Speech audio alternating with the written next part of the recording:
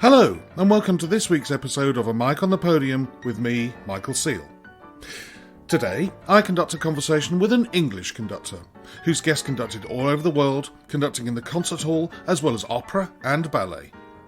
She was taught by the great Russian pedagogue Ilya Musin, and she is the co-founder and artistic director of Women Conductors with the Royal Philharmonic Society, a groundbreaking programme to encourage women into conducting. It gives me great pleasure to welcome Alice Farnham. Alice, it's lovely to meet you, to speak to you, and to see you. How are you? Yeah, I'm very well, thank you. Yes, Good. I'm Omicron free at the moment anyway. So. Good. Me too. And I hopefully you're triple jabbed. Yes, I am, as of about 6 weeks ago. So Yeah.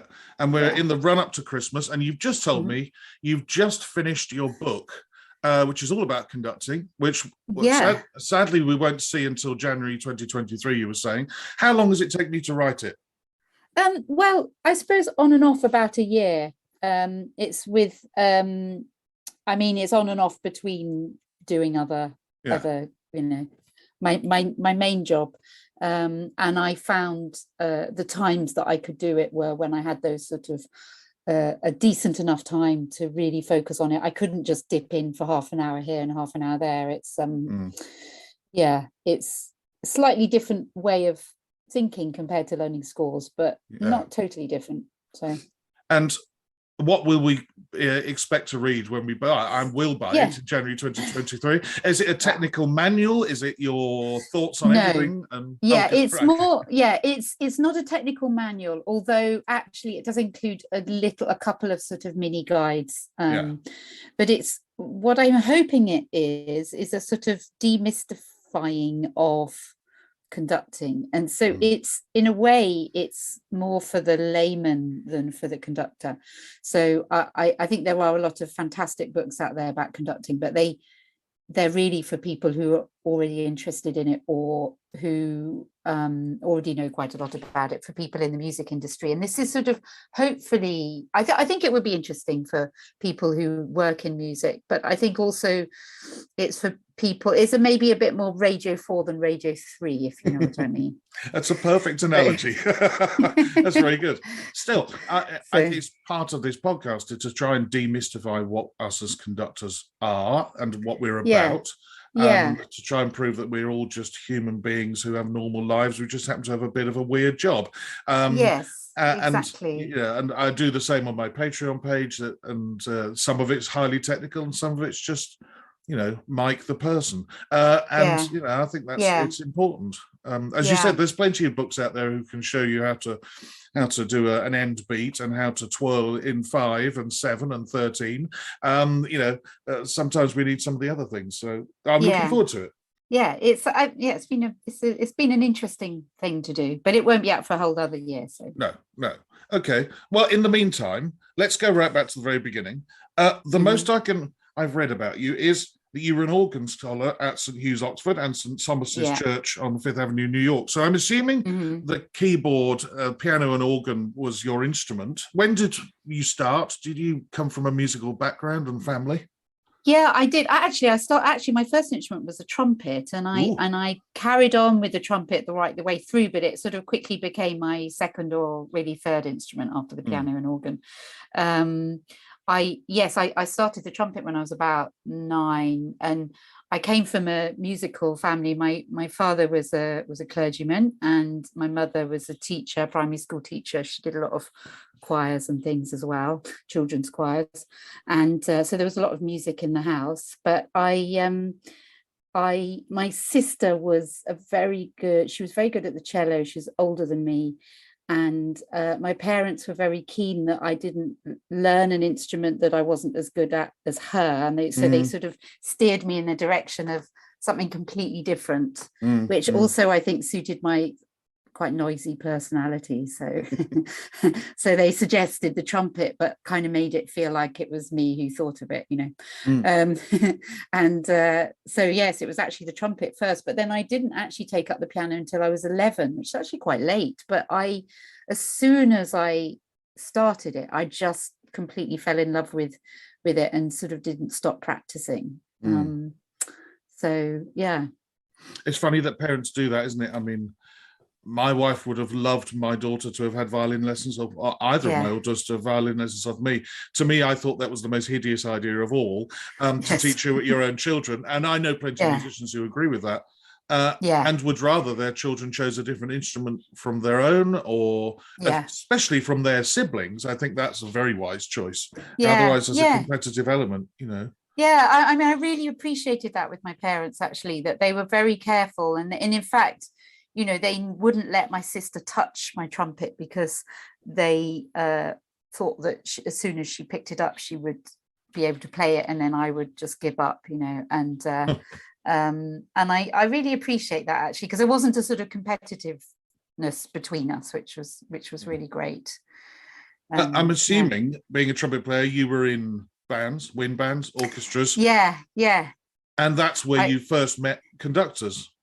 Yes, I was in a lot of orchestras at school, and then I was a founding member of the National Children's Wind Orchestra of Great Britain, which was, when was I? About 14 or something. That was in 1984.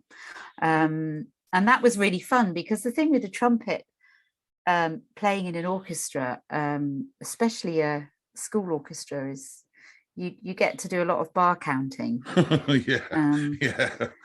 And you don't always get the tune, or you get it and then, you know, you have to sit there. And it was so exciting to play repertoire where you actually got to play all the time. It was brilliant for sort of building up stamina and stuff. And I think actually my very first ever paid job was playing offstage trumpet in Verdi Requiem in Watford Town Hall when I was 14. I got £5. Brilliant. So. I mean, I suppose you have a choice, don't you? You either head towards something like a wind band or a wind orchestra where the trumpets are going to be utilised and used more often, or you do what Daniel Harding said he did, which was, you know, sitting on fourth or fifth trumpet in his school orchestra. He decided to go and get the score out of the library and see what everybody else was doing, and that sort of piqued his interest in conducting. You know, it's difficult, isn't it, with the trumpet, because, as you said, repertoire choices can mean you sit there doing nothing for a long time. Yes, exactly. And there's this, and I think also in terms of the sort of orchestral sounds and things that I was excited by, I remember you know, loving to be in the middle of the orchestra. And actually that is one of the advantages of being a trumpeter. You do have time to sort of sit and absorb it and everything. And also as an organist, which was, you know, quickly becoming my first instrument, I loved the big rich sound that you can make on an organ if you were able to get your hands on a big enough organ, which was always a bit of an issue. But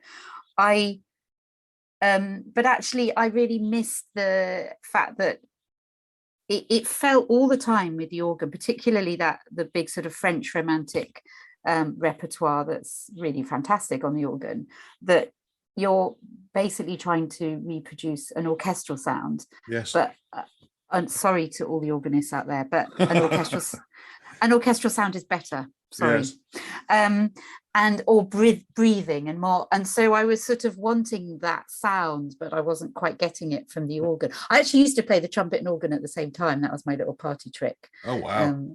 I'd play the trumpet in my right hand and the organ and pedals with my left hand, play the trumpet voluntary. It was quite fun.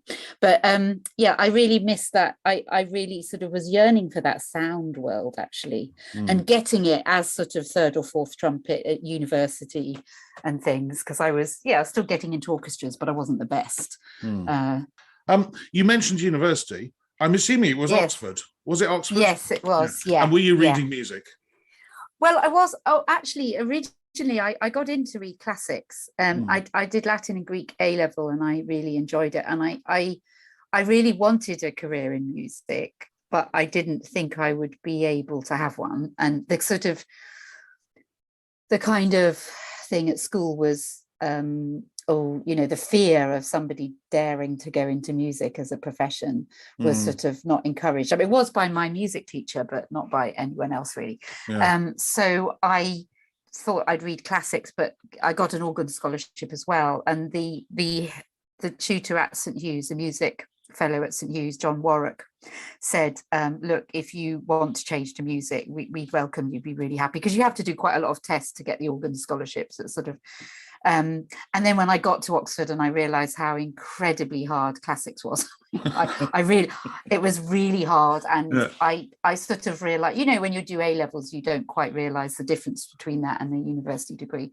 And I really, really missed studying music. And so I changed after I did a year of classics, and then I changed to music. And it was in the old days of a full grant and all of that stuff. So I just did another year, and at the cost of the taxpayer.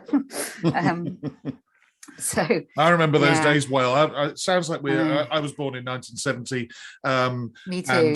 Yeah, we're the same age, and those happy days when the taxpayer paid for me to go and practice the violin for 4 years in a practice room. Those days are sadly gone. I know. I feel we're very, very, very privileged, weren't we? Actually, yes, I didn't we realise were. it at the time. We were. You've been conducted, but we haven't talked about you actually conducting. Did it start at university or before? And how did it sort of creep in, or did it not creep? Did it suddenly just land at you? It was really strange, actually, because I was very frightened. As an organ scholar, I had to conduct the chapel choir, I had to run the chapel choir in the college, and I was absolutely terrified of it. I mean, I really, really cannot tell you how at 19, the idea that I would become a professional conductor was completely unimaginable. But I actually had a boyfriend at the time who was really... he was going to be the conductor. He's actually a lawyer now. He did conduct for a while, but he's chose a more sensible career path. But I was quite envious of all these ultra confident Oxbridge types, mostly men, but there were some women as well who were conducting and seemed very confident. And it gradually dawned on me as I sort of went around Oxford playing trumpet in Messiah and all those sort of things, and doing all these different things, realizing that they were all confident, but they weren't all necessarily particularly good. Yes. And I sort of realized, look, you don't have, I had this idea that to conduct, you had to know absolutely everything before you dared to stand up in front of people. I really believed that. I don't know where I got that idea from, but I really believed that. So I just thought, well, I can't possibly know everything, especially not in a place like Oxford where there's so many clever people. Yeah. But then one day, it was just because I really had to do it. I gradually got more confident. And then the music college, we did Fauré Requiem in the college music society in my second year. And I said, look, I'll conduct it. And I every rehearsal, I realized I was actually really enjoying the rehearsals, even though I sort of dreaded them. And then I actually realized that it gradually dawned on me that I enjoyed that side of being an organ scholar more than playing the organ. Yes. And being in a cold organ loft and all of that. I enjoyed the social interaction, which is something that I'm, was always good at. So it's sort of, I hadn't really thought about the fact that it is about social interaction, and that is playing to my strengths, really. So it was from the time I left Oxford, I had this vague idea that I wanted to be a conductor, and it got stronger and stronger and stronger over the sort of the following few years.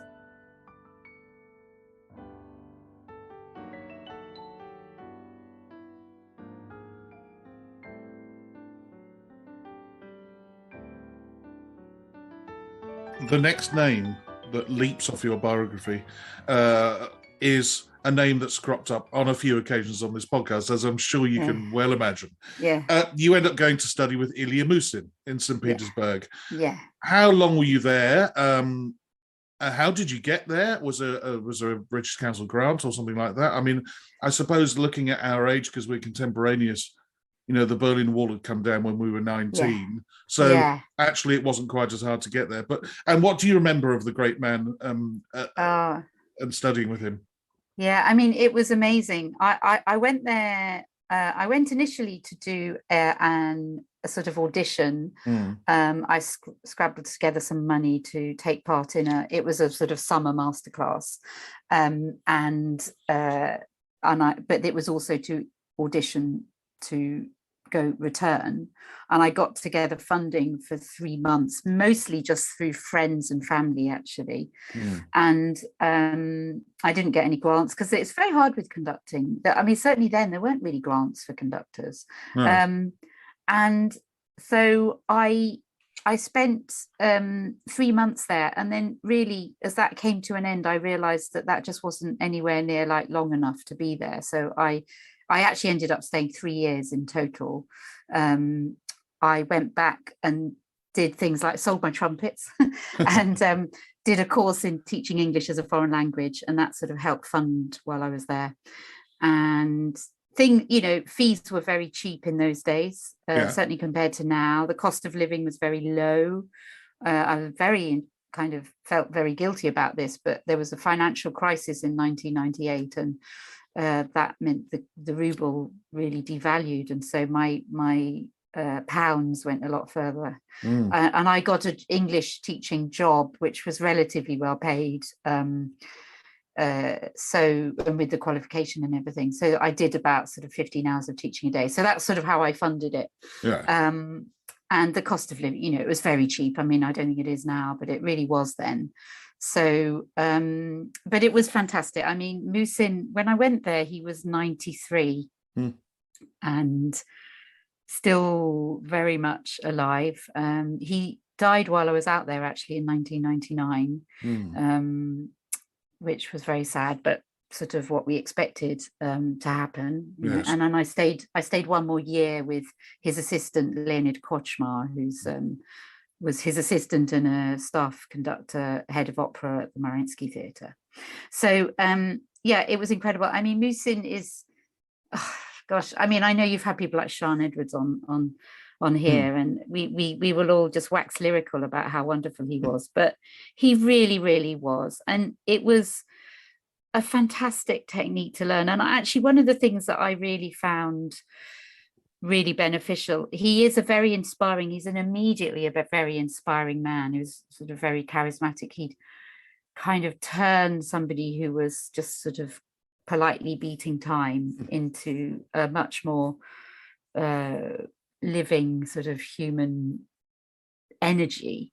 And that was immediately very appealing, and he had sort of instant effects on people if they did a masterclass with him. But what sort of quickly I realized once I got there was that I needed longer. I needed to properly study, and I had that sort of thing that happens a lot when you're learning something new. I did really well at the beginning, and then I reached a plateau, and it felt like I was getting worse, but I probably wasn't getting worse. But it was, and then I sort of realized the more I understood what he was asking of his students, the more I realized I needed to be there and properly be absorbed in it. Oh God, I mean, there's so much I could say about. I could talk for the whole podcast on him. So you might want to shut me up. No, definitely not. I mean, that's the point. Is that there are I suppose a handful of great names who are the great conducting teachers. You can put Musin probably at the top, with Jorma Panel very close, underneath, who is, I was taught by him for 2 weeks, and again, his name has cropped up in here fairly often, and often people say we have no idea how he did it because he hardly ever said anything, but he did sort of teach us. And then there's Swarovski, and there's Gustav Meyer and people like that, Harold Faberman, but Musin is the guy that everybody knows about. I think he is. And actually what I found, what was so, I think, kind of special about him, and it's not in a way so special if you think of the context of it being in Russia, that it's about systems, and you only look at the great string players in Russia, the great pianists, the great singers, the great actors, even with the Stanislavski technique, there are systems. And what's so wonderful about it is that there are systems, there's a technique, and it's very, very strong, but it's only ever in order to express yourself musically, or as an actor, whatever. It's there not just for technique's sake. It's not separate from the art itself. And that was his constant sort of demands, were technique, but only ever if that was expressive. And if it wasn't expressive, then it wasn't technique, But at the same time, if it was just too expressive, then it wasn't technically clear. So it was this constant kind of battle that as a student you were and as a conductor still today, you're constantly in that sort of thing of trying to find the right way of bringing the two together. Absolutely. And he really had worked that out. I mean, I think that's what makes him so special, that he was a student who found it very hard early on, and his hands didn't work particularly well when he wanted to get onto the conducting course in the beginning of the 20th century. So he worked it out. And I think often we talk about conducting being a sort of something that you can either do or you can't. And he would argue, no, actually, to a degree, it can be taught. Yes, yeah. Like anything, really. Absolutely. I want to go back to a point you just made then. And I think every conductor is in this place most of the time in their brain when they're working, which is when you're trying to shape and mold the sound and the music and the architecture, and you're constantly thinking, should I be using my technique to do this? Or should I be using my personality, my gestures, and my face to do this? And you're constantly sort of on a knife edge between the two. Obviously, using them both at the same time is also wonderful, but sometimes it doesn't work, and you think, well, actually, maybe I need to be clearer here, and let's go to something very technical. And then there are other times you think, no, clarity isn't working. I need to do something else. I need to express myself more. And you're constantly fiddling, aren't you, in your brain when you're working? And I think so. And I think what Musin was able to do was actually able to say, no, that gesture is only technically good if it is expressive as well as technically good. And but that is again is a dichotomy, because it's not always as simple as that. And actually another thing I always loved about him, because I think there was a bit of there was a little bit of a school of thought sometimes around that time when he was around in the 90s and was well known outside the Eastern Bloc, the former Eastern Bloc. People used to think, well, it's all very well, all of these ideas, and they're wonderful, but they don't necessarily work with a Western orchestra. And I don't think that's true at all. And I would say that I use my technique that he taught me on absolutely everything I ever conduct, including very difficult contemporary music. But I think he also had this golden rule, which is just great, that he'd just say, well, if it's not working with the orchestra, whatever you're doing, and it's not working, change it. Yeah, absolutely. And sometimes, you could get down that rabbit hole of, well, I'm doing this and it's just not working. And it's like, well, change it then, I know it's obvious, but sometimes we don't always think about that. No, I mean, I can think of one particular orchestra. I generally tend to conduct too often with my left hand as well as my right. I know that. I hate watching videos of myself doing it. But we're all guilty of that, I think, sometimes. There's one orchestra in particular. I won't even say which country it's in, but I've worked there fairly regularly. I've realised that they play an awful lot better if I just put my left hand in my pocket. They play more together and take it out very occasionally and do things properly. And I have to really think about it. I'm going there again fairly soon. I'll probably walk in and think, right, put your hand in your pocket and conduct one-handed. And they just seem to like it better. And so not only are you, as you said, if it doesn't work, change it, but it changes from orchestra to orchestra as well. Definitely, that's the whole definitely, point. And that's that, and country to country and orchestra to orchestra, and it's so strange, isn't it? I mean, things that work so well with one orchestra just don't work with another, or it's the acoustic, or there are just so many different things that are going on. Going on. I'm assuming you had come back from Russia when I see that you assisted at the Royal Opera House, people like Semyon Bitchkov, Bernini, Grusin, Barry Wordsworth, and at Welsh National Opera, Lothar Koenigs and Michael Hofstetter. When you're assisting people like that, are you just adding layers of knowledge on to what you've got from your time in Russia? Actually, what I did, I actually didn't go straight back to the UK. Actually got a job. I got a job in Sweden at Gothenburg Opera. I got a job as a chorus master and an assistant, because I didn't have a particular need to rush back to the UK, and I sort of realised the benefits of living somewhere else and getting a different perspective and all that. So I had a few years of sort of music staff work there as well. Yeah, I mean, for me, I think opera, I do quite a lot of symphonic conducting, but opera is my main thing. Yes. And a bit of ballet. And I think for opera in particular, I really think it's essential actually to learn that kind of apprentice Yeah. way, Mm. of assisting fantastic conductors. I mean, people on that list were amazing, but also assisting sometimes people who aren't so good or are doing repertoire that doesn't quite work for them or whatever, and learning. I mean, strangely enough, actually, I found I've assisted a lot of Italian conductors, but it was actually when I assisted a conductor who wasn't Italian, but on Italian repertoire, that I realized what the Italians were doing, because they made it look so easy. I hadn't really thought about it. But when I saw it not quite working, I was like, oh, I get it. Okay. Yeah, that's what's missing now. And so actually assisting people who aren't as good as the really great ones, you learn all the time. Yeah. And I also had at the Royal Opera House, I did about 10 years of prompting, a couple of productions a year. I was in the prompt box, which is the best training for an opera conductor imaginable. It is, I mean, it shouldn't really exist. It barely exists anymore in this country. Feeding every single line to a singer and breathing with them and conducting them, and but I mean, I ended up, I wouldn't really mention particularly the singers that I prompted, because some of them are quite well known.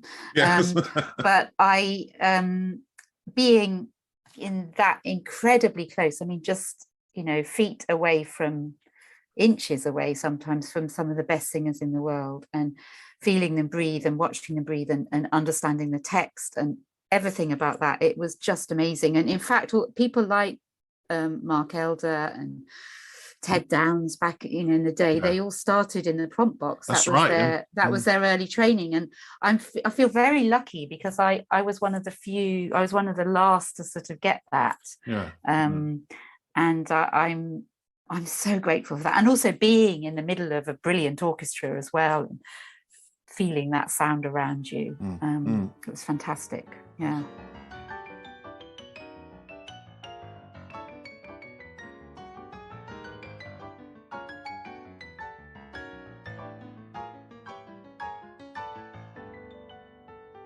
You've led on perfectly to my next question. It's like you're reading my notebook, which was actually going to be, you just said it yourself. You do a lot of work in opera, some in ballet, possibly more percentage of the year than symphonic, and that's all been guesting work. Would you be interested in being a music director of an opera house, or the German GM Day, which is a sort of a sticky topic on this podcast? Think of at least one conductor who hated being a general music director in Germany. That's interesting. But would that be something that you like, or do you like the sort of 6 weeks as a guest, going in and doing your own production and then moving on to doing symphonic stuff and not going to board meetings and all of that stuff? I think it's interesting. It's a really interesting question, actually. I think so. Yeah, I think I would always prefer that freelance, itinerant sort of way of working. I think what's lovely, it's really nice when you're working with certain companies and you get invited back and you build up a relationship with them. That's really nice. So if you're constantly working with new opera companies, it's very stressful. I mean, it's always really nerve-wracking, isn't it? The first time you meet a new orchestra or a new set of singers or whatever, it's always nerve-wracking. So it's really nice if you can go back to places where they already know you and trust you, and hopefully trust you. And so I like that relationship, but I don't know. I mean, I wouldn't want to say I would never want. I don't think the German GM Day thing particularly appeals to me from what I've heard of it. I've never really worked in Germany, I have to say, but I think all that admin you have to do. I mean, we all have to do a lot of admin anyway, really, don't we? And sitting on board meetings. I got, even at Gothenburg when I was chorus master and stuff, I had to do a lot of meetings because the Swedes really love their meetings. And I used to sometimes I remember having a meeting for about a meeting, to discuss a meeting. We had a meeting about a meeting, you know, and I was like, oh, but we've just had this meeting, you know. I was like, it just feels like a sort of and I think really that sort of the variety of work I do, I just love so much. And traveling hopefully will be happening again. So I don't know. I mean, who's, you know, a plum job somewhere wouldn't say no to. No, exactly. But, Jack Van Steen said, you know, he realised that, you know, being a GMD was basically 75% admin and 25% music making, and that's not what he thought he'd signed up for. You know, and so I think in that particular regard, you know, I don't think your thoughts are probably wrong. But as you said, if a plum job comes up, you know, why not? Exactly. It would mean that you wouldn't have time to do some of the things you currently do, like working in music colleges and exactly, and also the teaching, which I really want to get onto. Which is, you know, you're the co-founder and artistic director of Women Conductors at the Royal Philharmonic Society. That's quite a mouthful to spit out. Teaching, how much of Musin's ethos do you teach? Is it, of course, it will be also sort of infected with what you've learned over your career, you know, since being in St. Petersburg. You obviously enjoy teaching. What do you get out of it? And what sort of things do you teach, especially to female conductors that you probably don't teach to male conductors?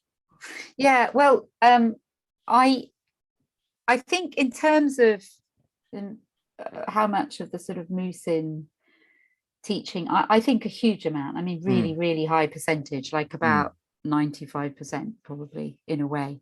Although, of course, the thing about the Musin technique, and I swear, you know, about any good teacher, you've got your sort of you've got your version of it, you know. So I think pretty much every professor at the Conservatoire in St. Petersburg now is a former Musin student. Well, perhaps not now because it's 20 years since he died, but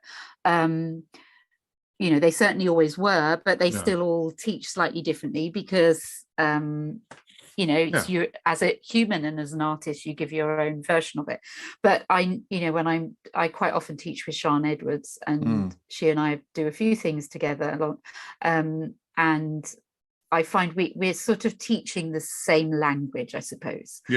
So in that way, he's very much part of it. But then I think with teaching, it's about what you were taught, and in my case I was very lucky because I had a great teacher. Not everyone does, and a lot of people learn sort of as they go along as well, but of course I also learned as I went along, and there's also lots of things I wish somebody had told me. So I try and teach that as well.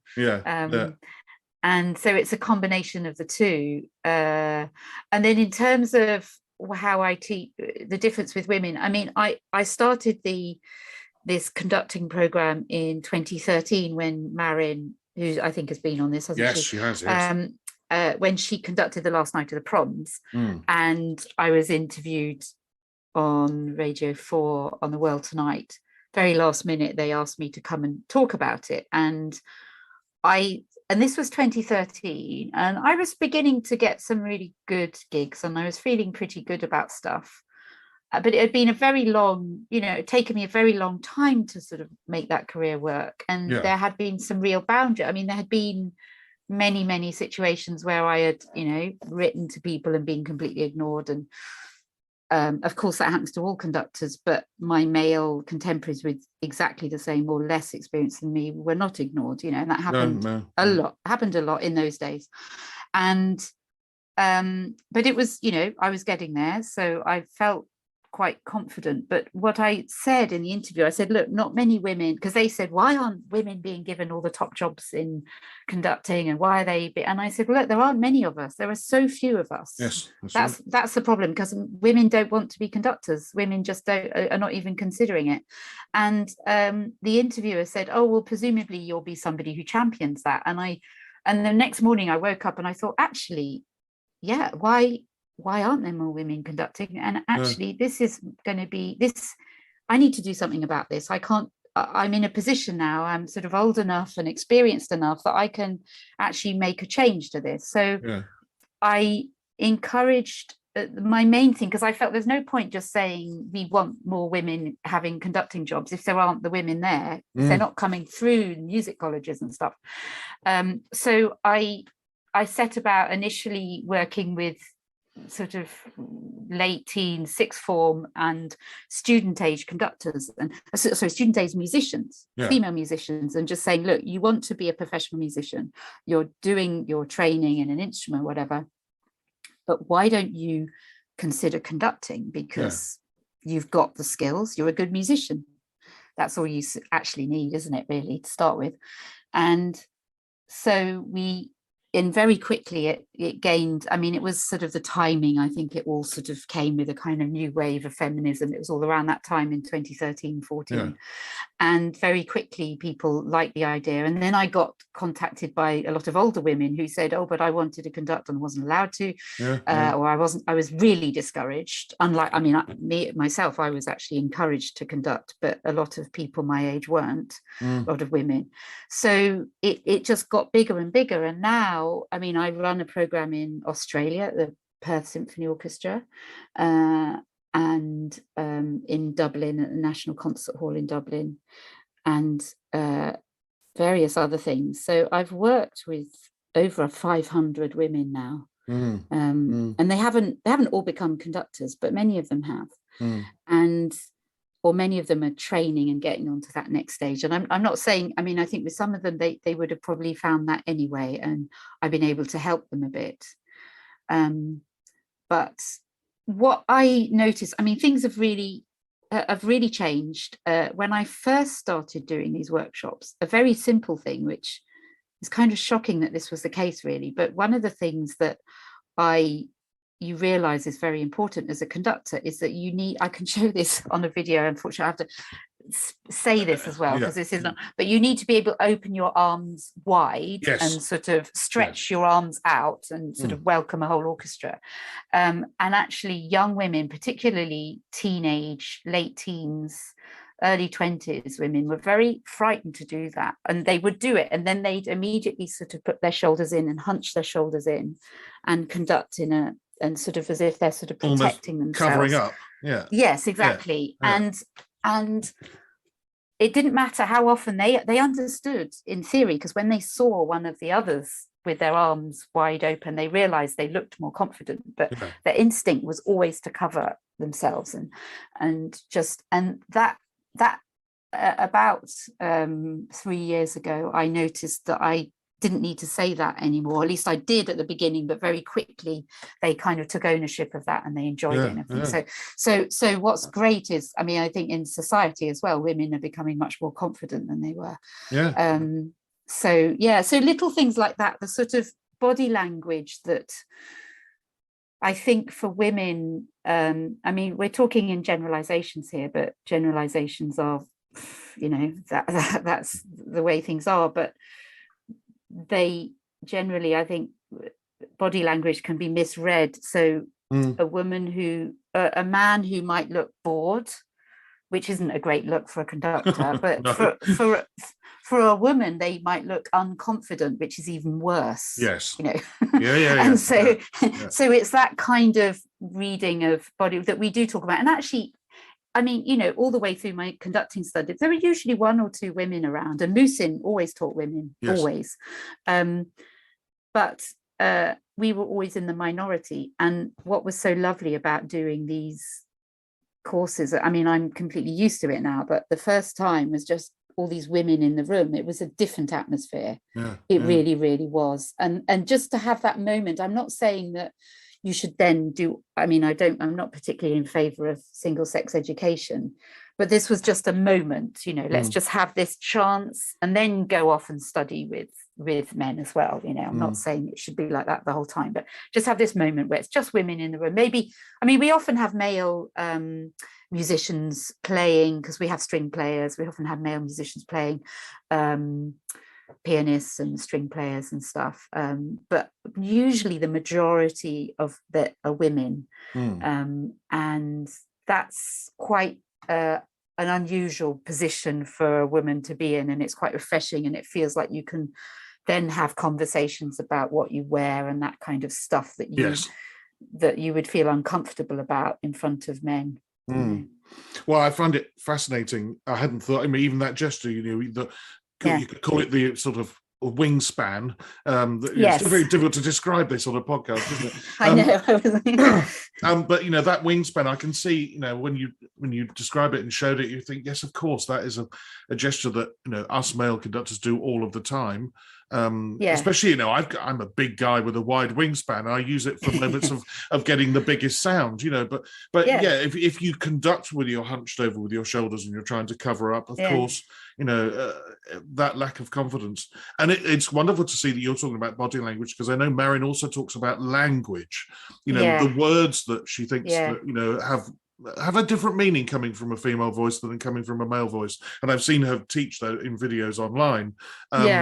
I think, I mean, it's obviously working, because one of my Patreon supporters, Jen Winley, is now assistant conductor at Western Australian Symphony Orchestra, and she talked very highly of the teaching she's had from you. Well, and we've actually been. I mean, that's been one of the great things with Jen. We've been working on Zoom for. I mean, she's in Australia and I'm in London, so we've been having regular lessons on Zoom, and she's worked brilliantly. But actually, that's the other thing with the.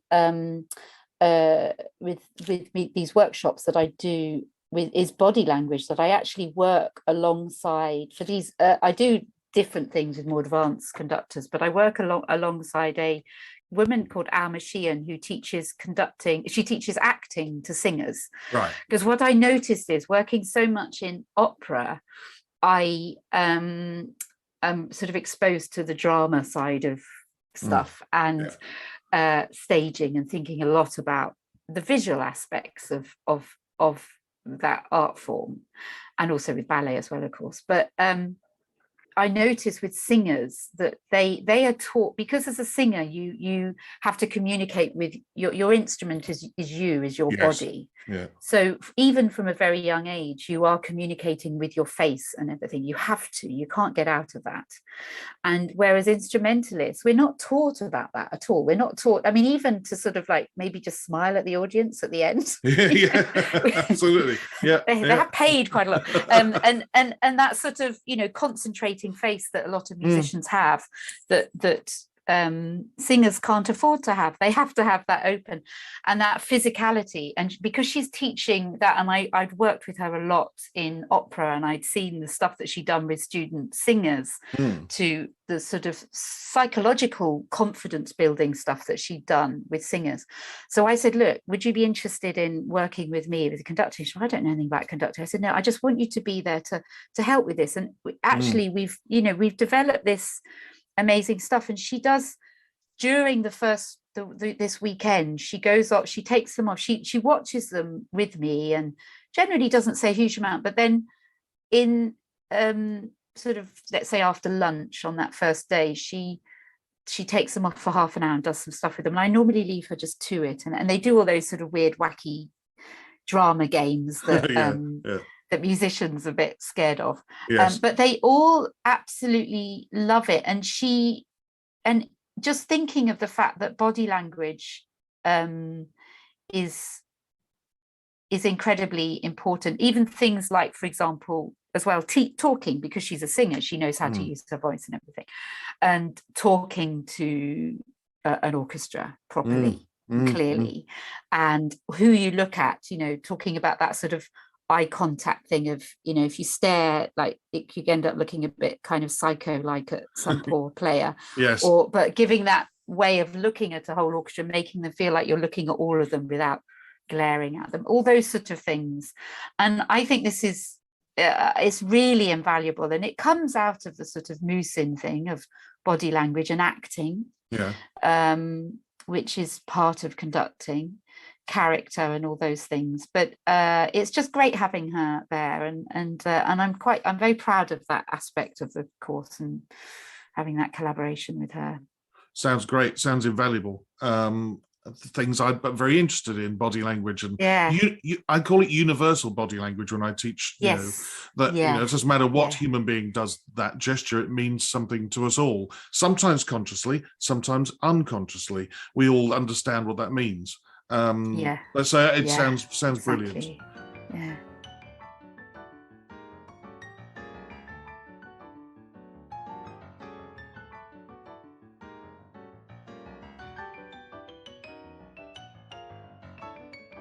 I have one more thing, and I wonder whether you teach this or you don't.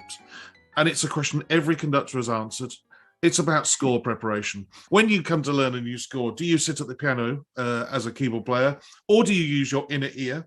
And do you start big, for the overall big picture, and go into smaller and smaller details? And for the geeks, and after 90 odd episodes, there are plenty of geeks who listen.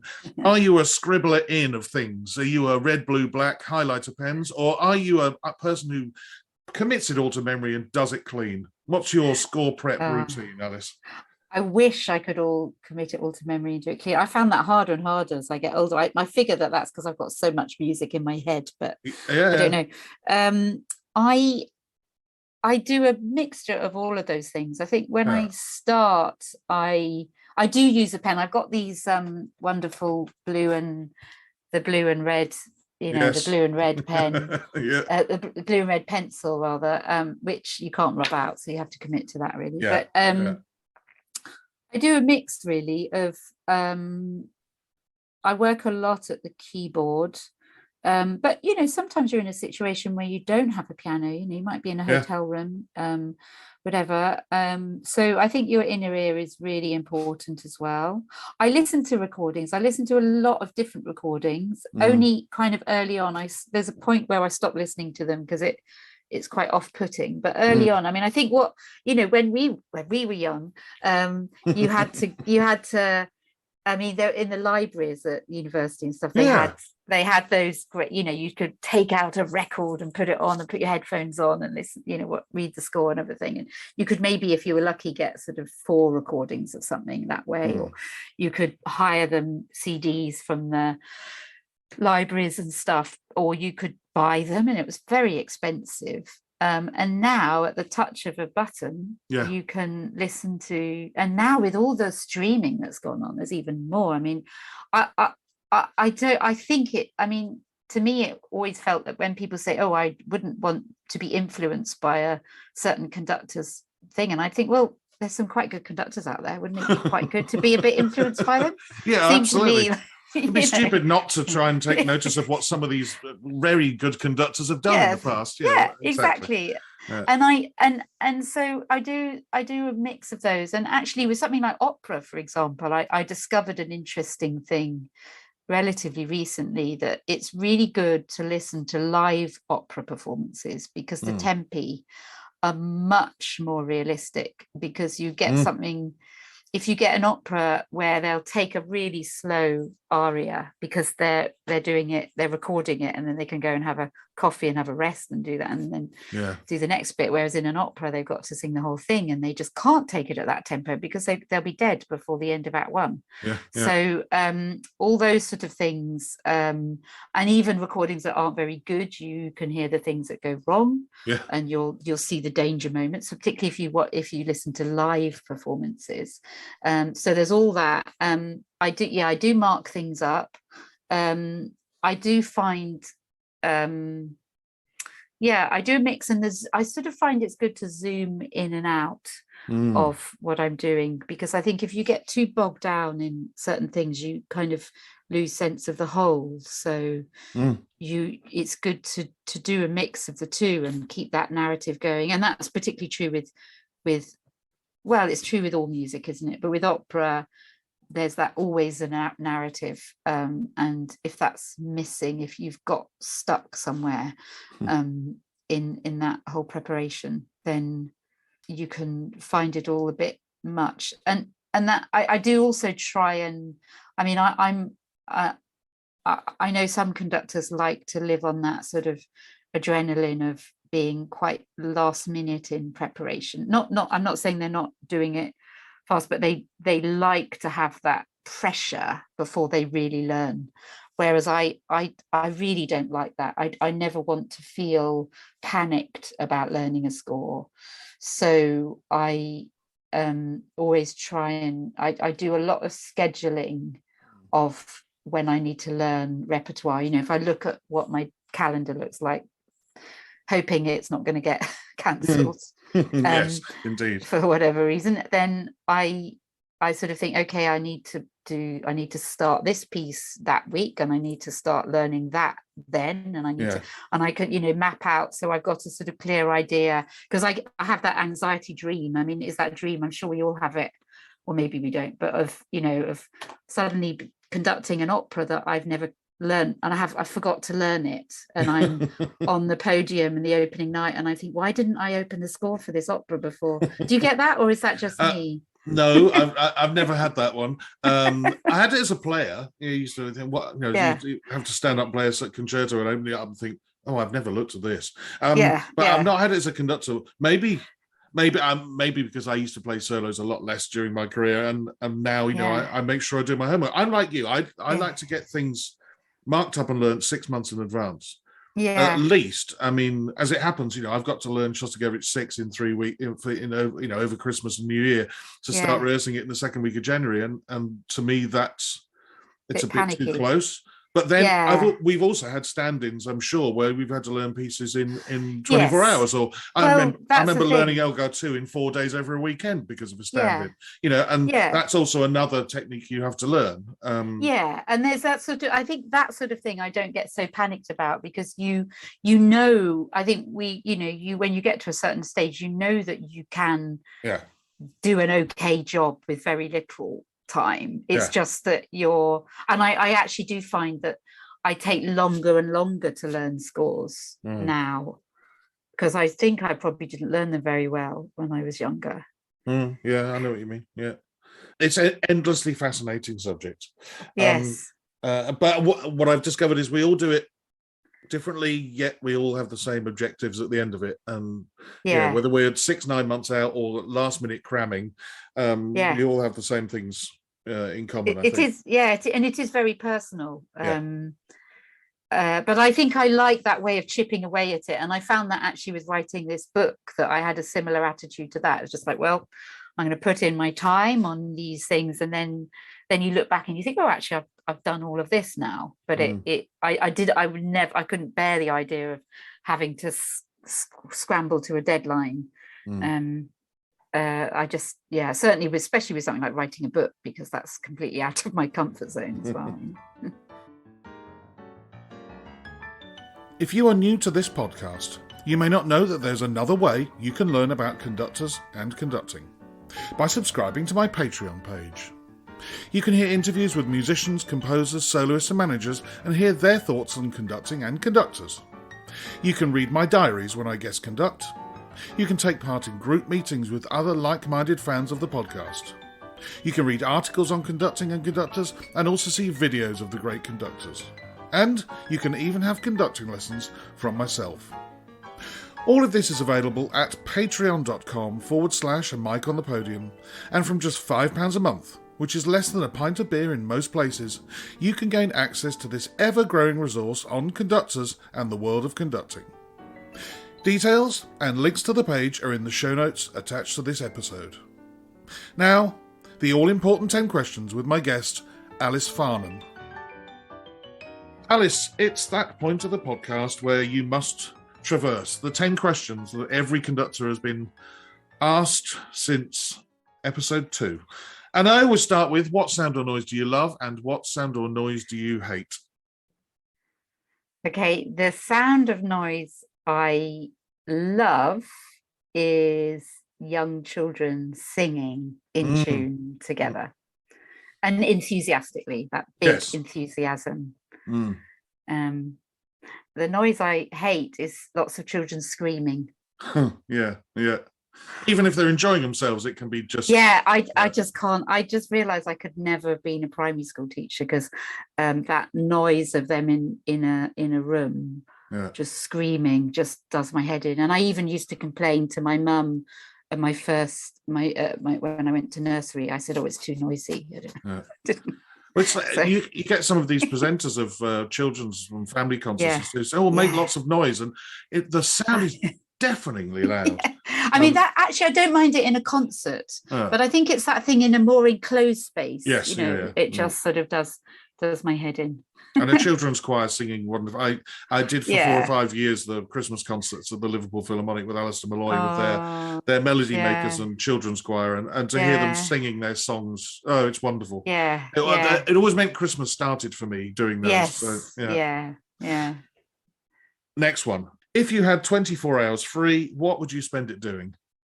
Well, 24 hours is quite a long time, isn't it? Because so it's not one thing. I mean, I would, if I could possibly get to the sea, I would. I grew up in Norfolk, and I love the sea, and for me that makes me immediately feel peaceful. It doesn't matter which sea it is, as the sea, or at least water, and preferably with the sun on my face, but obviously depends which time of year the 24 hours is. And then I think with that, I mean, having a coffee with friends in a cafe by the sea with the sun shining is probably my actual idea of heaven. And then later in the day, the same thing, but with alcohol. Yes. But much later in the day, more like the evening. I just stress that. Yeah. Well, it sounds lovely. I mean, yeah, there's nothing like sitting with friends over I don't know, some sort of pub garden that backs onto a beach or something like that. I can think of a couple now, but it is lovely, isn't it? Yeah. Yeah. And probably having in between your coffee and your alcohol, you've probably gone for a walk along the beach and back again. That sounds wonderful. A walk along and a swim, actually. I love swimming in the sea. I'm not one of those. I might go swimming at Christmas on the I'm going to, hopefully going to Cromer for Christmas, and there's a Boxing Day swim, although probably it won't happen this year, but I do sometimes do that. But otherwise I just swim in the summer, but I do like a good swim as well. I'm going to file away the word Cromer for question 10. Meanwhile, question 4, who would be a favourite conductor or conductors of yesteryear? Well, I'm going to say, I mean, I've already talked a great deal about him, but I'm actually going to say Musin, Ilya Alexandrovich Musin, because he was also a great conductor. Yes, he was. And I think this is something that is sort of often, I think,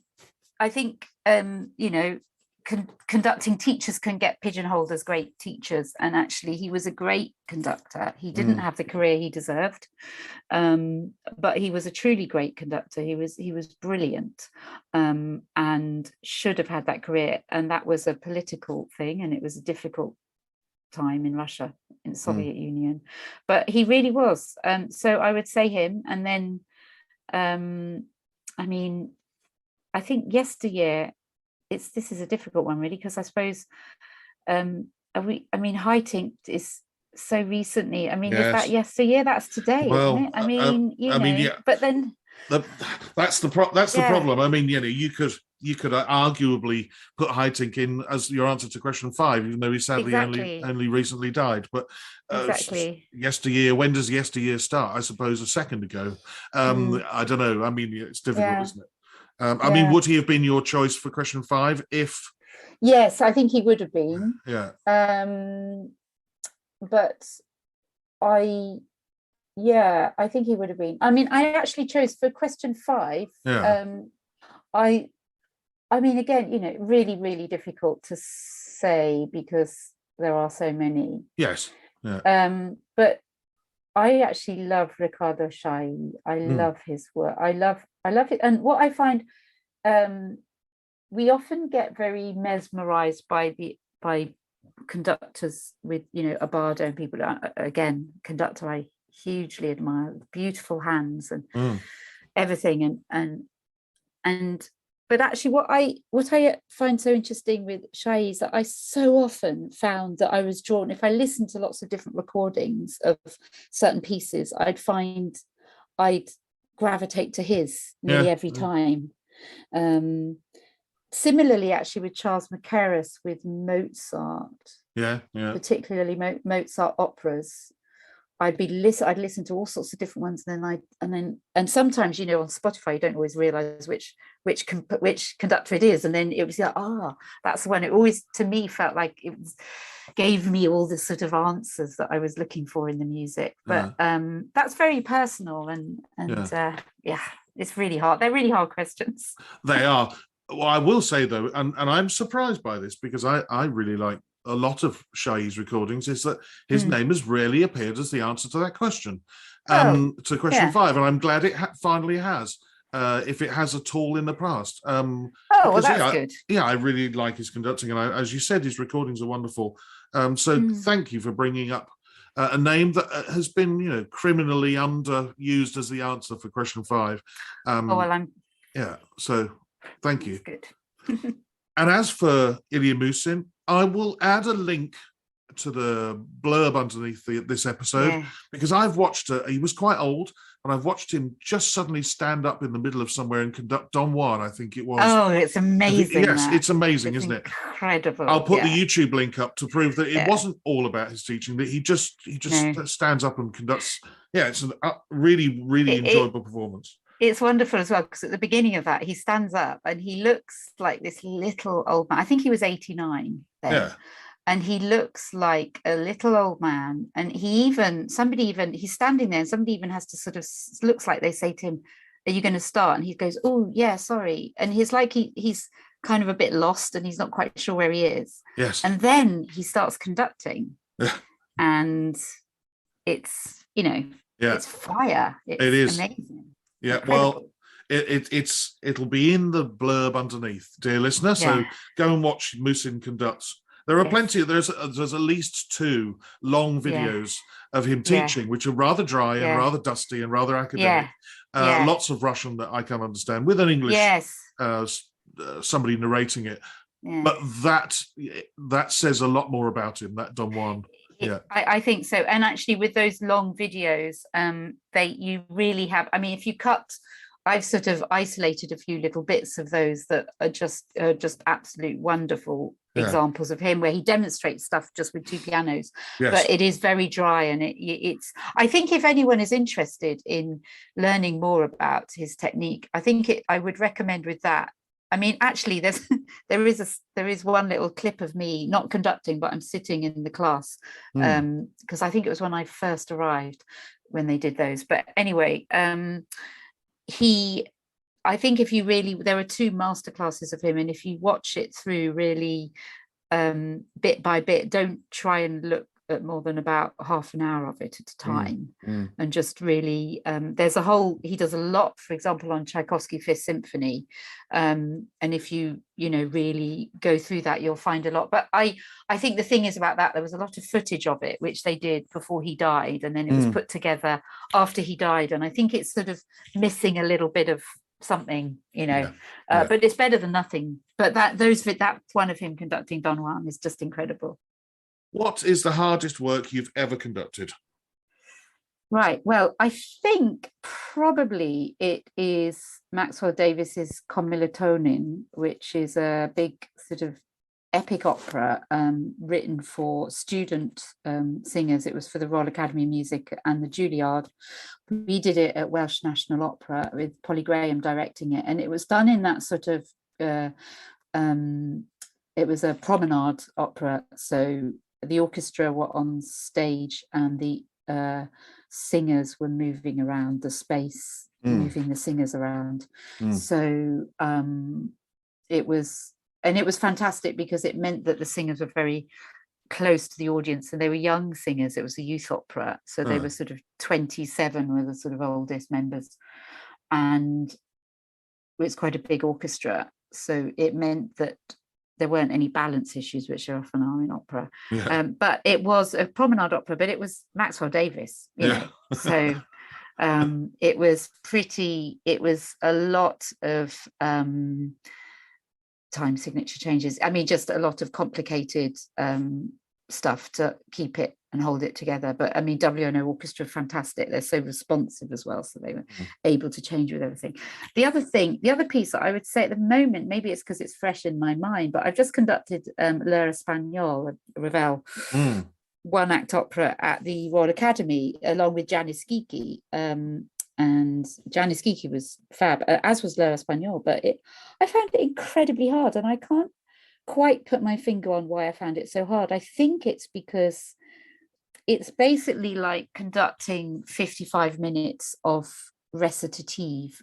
There's very little through music. You know, Yeah, you just yeah. get into a couple of bars of a waltz and then it changes to something else. I mean, there's lots of pieces that have that, but I found it was a bit like conducting jelly. I just couldn't, and because it's got that fluidity that a lot of Ravel has, but at the same time it needed precision and very difficult vocal lines, which they did brilliantly. I just found it incredibly hard, and I still am not exactly sure why. I mean, I really enjoyed it, but yeah, very, very hard piece to conduct. I think we all have those, don't we? The pieces that that you think, oh, this will be okay, and then you do it, and you think, well, that was actually so much harder than I thought it was going to be. Yeah. Going back to Max, dear Max, who I did meet when I conducted my choice of the hardest work I'd ever conducted, which was World's Bliss, and that's appeared. 2 other conductors have chosen exactly the same piece. So I wonder whether, Max seems to be, Max is yes. He obviously gave us quite a few headaches over his time as a composer. Thanks, Max. But real soul. I mean, it was. Oh God, yes, yeah. It was incredible. It was wonderful. It's a wonderful opera, and I'd love to do it again. Yeah. Really love to do it again, but especially as I did all that hard work. You know, yeah, well, that's the thing. I'd love to do World's Bliss again in a sort of sadomasochistic way. I'd love to. When travelling abroad to conduct, what item could you not leave home without? If it's longer than 2 weeks, then Marmite. Ooh, what a brilliant choice. Oh, that's wonderful. And for the non-British people out there, Marmite is a sort of yeast extract, isn't it? Is that what it is? Yeah, Spread it on toast. It's a sort of beefy sort of taste. I think it's umami-ish. Yes. I mean, there's in English in Great Britain, for something can be Marmite. There is nobody on the planet who, when you ask them do they like Marmite, goes, I'm not quite sure. They either go, no, I hate it, or yes, I love it.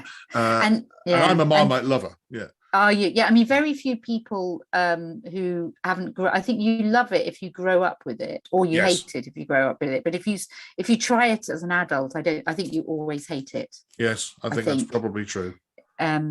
And then, of course, in Australia, it's Vegemite, which sorry, Jen, but I don't like Vegemite so much. For Marmite. You're absolutely right. I grew up as kids. We had it on crumpets. Yes. And then, that's the best. Yes, with butter and I may have to have some later now. That's it. What's the one thing you would change about being a conductor? What's the one thing I would change about being a conductor? I think it would be, this is fantasy. Okay. I could learn scores really, really quickly. That they just didn't take so long to learn. Yeah. I mean, when you come to, as you said it earlier on, when you come to cram learn, you learn it as much as you can. And I was the same. I'm always the same when I've got to cram learn something in 4 or 5 days. But you're right. To just try and absorb, because we get sent so many notes to learn by the scores yourself. To be able to spend less time in the study, just hunched over it. Yeah, I think spending less time on my own in a study. I think if that was, I like it to a degree, but just a bit shorter time. Yeah. I like that time, but it should be shorter. But get the same amount of work done. Yeah. I agree wholeheartedly. I agree. Number 9. What profession other than your own would you like to attempt? Well, when I was a kid, I wanted to be a presenter on Play School, and I think actually probably not totally dissimilar. I think I would have quite liked to have been a chat show host, because I always think that I was quite good at chatting, and I always thought it seemed like quite an easy job, really. I mean, obviously it's not, and people do it really, really well, and there's a massive skill to it, but I think that seems like an awful lot of fun.